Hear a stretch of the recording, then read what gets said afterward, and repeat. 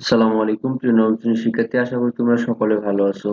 নবম শ্রেণীর গণিত বিষয়ের আমরা আজকে দেখব অষ্টম অধ্যায়ের দ্বিতীয় টিউটোরিয়াল। এই অষ্টম অধ্যায়ের দ্বিতীয় টিউটোরিয়াল আমরা জানবো কোণক সম্পর্কে। তো কোণক হলো একটি শীর্ষ থেকে বক্রাকার তল নিয়ে বৃত্তাকার ভূমির উপর গঠিত একটি ঘনবস্তু। কি কোণক হলো একটি শীর্ষ থেকে, এই যে একটা শীর্ষবিন্দু থেকে, এটা যে শীর্ষবিন্দু দেওয়া আছে, এটা একটি বক্রতল।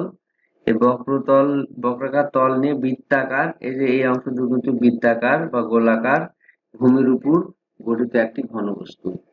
বৃত্তকলাটি কোণক আকৃতি ধারণ করার ফলে বৃত্তকলার কেন্দ্র বিন্দুটি কোণকের শীর্ষবিন্দুতে পরিণত হয়েছে।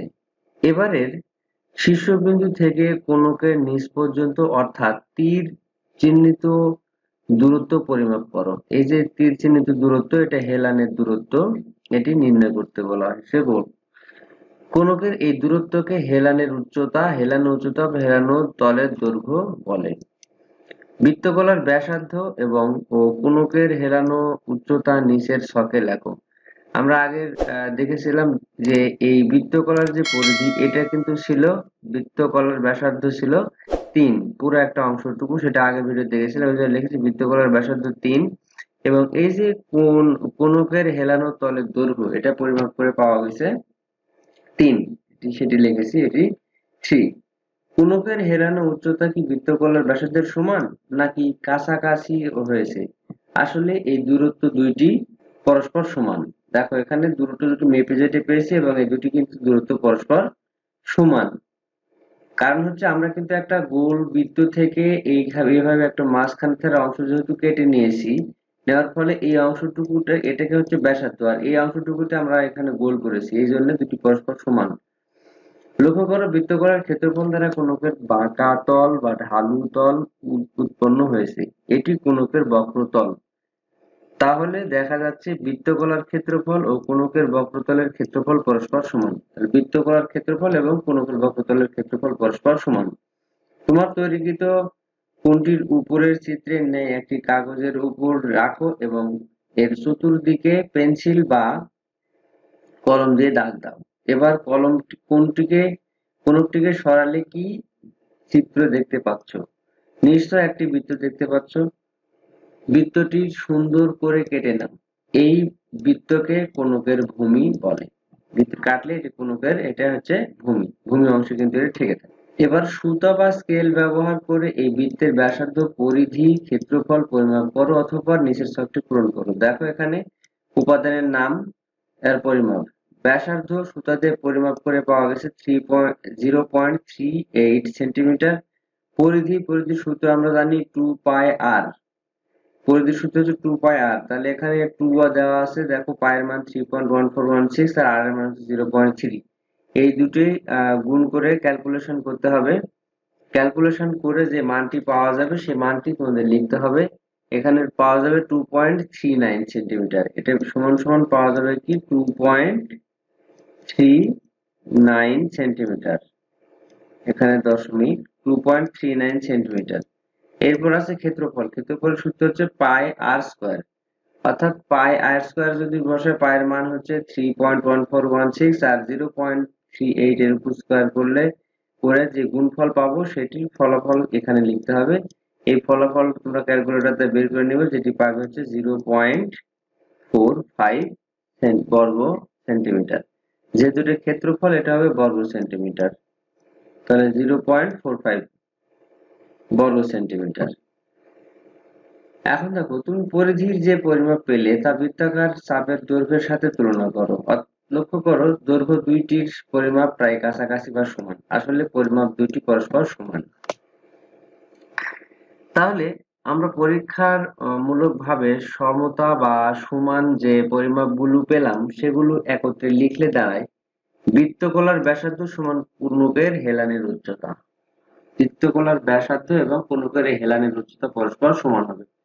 2 নম্বর, বৃত্তকলার ক্ষেত্রফল কোণকের বক্রতলের ক্ষেত্রফল, এটিও পরস্পর সমান হবে। আবার বৃত্তকলার চাপের দৈর্ঘ্য আর কোণকের ভূমির বৃত্তের পরিধি, এই দুটিও সমান হবে। এই তিনটি জিনিস কিন্তু মনে রাখতে হবে। এই তিনটি জিনিস আমরা ভালো করে মনে রাখবো। এরপর দেখো গাণিতিক সূত্রের প্রতিপাদন। এতক্ষণ সূত্র বা স্কেল ব্যবহার করে পরিমাপগুলো হিসাব করলাম, কিন্তু সবসময় এত বেশি সময় নিয়ে এসব পরিমাপ করা যায় না। আবার এভাবে পরিমাপ করলে হিসাব নিখুঁত হয় না।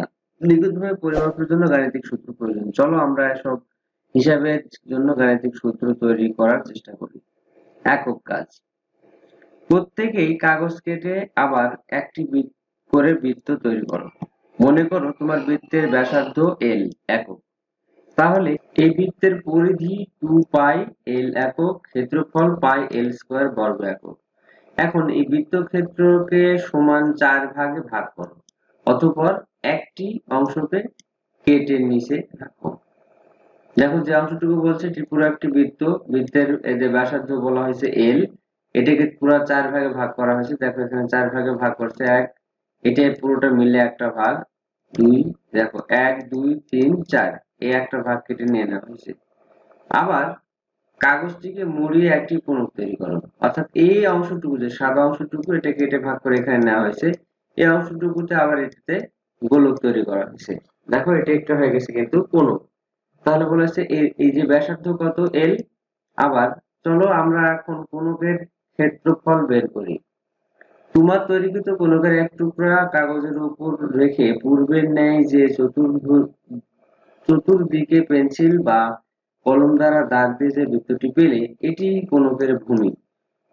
মনে করি এই বৃত্তের ব্যাসার্ধ আর একক। তাহলে এই বৃত্তের ক্ষেত্রফল পাই আর স্কয়ার বর্গ একক। সুতরাং কোণকের ভূমির ক্ষেত্রফল পাই আর স্কয়ার বর্গ একক। এরপর আমরা দেখব কোণকের বক্রতলের ক্ষেত্রফল। এখন চলো আমরা কোণকের বক্রতলের ক্ষেত্রফল বের করি। তোমরা অঙ্কিত বৃত্তের ব্যাসার্ধ আর একক, তাহলে এই বৃত্তের পরিধি 2 পাই আর একক। বৃত্তের পরিধির সাথে বড় বৃত্তের পরিধির সম্পর্কটি কি তোমার মনে আছে? খেয়াল করো, তোমরা বড় বৃত্তের যে বৃত্তকলা কেটে নিয়ে কোণক বানিয়েছিলে, সেই বৃত্তকলার চাপের দৈর্ঘ্য তোমাদের অঙ্কিত বৃত্তের পরিধির সমান ছিল। কারণ ওই বৃত্তচাপের দৈর্ঘ্যটিকে মুড়িয়েই শেষার্থ ভূমি বৃত্তটি আঁকা হয়েছে। সুতরাং অঙ্কিত বৃত্তের পরিধি আর বড় বৃত্তের কর্তৃত্ব বৃত্তচাপের দৈর্ঘ্য এটি পরস্পর হবে সমান। তাহলে আমরা কি কি সমান পেলাম? একটা হচ্ছে অঙ্কিত বৃত্তের পরিধি সমান সমান হবে বড় বৃত্তের কর্তৃত্ব দৈর্ঘ্য, এটি সমান হবে। এখানে দেখো যে দেওয়া আছে অংশটুকুর মাপ এর 2 পাই আর।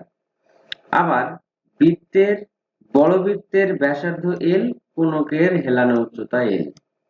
অঙ্কিত বৃত্তের পরিধি 2 পাই আর একক, 2 পাই আর একক হওয়ার কারণে বড় বৃত্তের কর্তৃত্ব বৃত্তচাপের দৈর্ঘ্য 2 পাই আর একক। তাছাড়া এই কর্তৃত্বর বৃত্তকলার ক্ষেত্রফলেই কোণকের ক্ষেত্রফলের বক্রতলের ক্ষেত্রফল। কি বলছে? এই কর্তৃত্ব বৃত্তকলার ক্ষেত্রফলই হবে কোণকের বক্রতলের ক্ষেত্রফল। আবার কর্তৃত্ব বৃত্তকলার মুড়িয়েই কোণকটি তৈরি করা হয়েছে। তাহলে এই বৃত্তকলার ক্ষেত্রফল বের করতে পারলেই কোণকের বক্রতলের ক্ষেত্রফল বের করা যাবে। কিভাবে বের করা যাবে তার প্রথম পদ্ধতি আমরা দেখব। ইতিমধ্যে আমাদের কাছে যে তথ্য আছে তা হলো বড় বৃত্তের পরিধি 2 পাই এল একক এবং ক্ষেত্রফল পাই এল স্কয়ার বর্গ একক। বড় বৃত্তের পরিধিকে বৃত্তচাপ ধরে আমরা লিখতে পারি বৃত্তচাপ 2 পাই এল একক হলে ক্ষেত্রফল পাই এল স্কয়ার বর্গ একক। বৃত্তচাপ যদি 1 একক হয়, এই 2 পাই এল এর জায়গায় 1 একক হলে ক্ষেত্রফল কি হবে? তাহলে এই 2 পাই এল টা ভাগ আকারে এখানে চলে যাবে। আবার বৃত্তচাপ যদি এই 1 এর জায়গায় 2 পাই আর একক হয়, তাহলে ক্ষেত্রফল হবে কত? তাহলে এটা গুণ হয়ে যাবে, যেহেতু 1 এর চেয়ে একটু বেশি হবে তাহলে গুণ হয়ে যাবে। এখন আমরা এটা থেকে ক্যালকুলেশন করতে পারি। ক্যালকুলেশন করব, দেখো প্রথমে আমরা এই 2 আর এই 2 যদি কেটে গেল, আবার এই পাই আর এই পাইও কিন্তু আমরা কেটে দিতে পারি। নিচে দেখো, উপরে দেখো পাই এল স্কয়ার, এল স্কয়ার মানে দুটো এল আছে, আবার নিচে এখানে একটা এল আছে। তাহলে দুটো এল এর মধ্যে থেকে যদি একটা এল কেটে দিই, আর এই আরটা উপরে চলে যাবে, কিন্তু এই একটা এল, এই একটা এল কেটে দিলাম, তাহলে কি হলো? পাই আর এল বর্গ একক। অতএব বৃত্তের চাপ 2 পাই আর একক এর জন্য বৃত্তকলার ক্ষেত্রফল পাই আর এল বর্গ একক। এটি কিন্তু নির্ণয় করা হলো।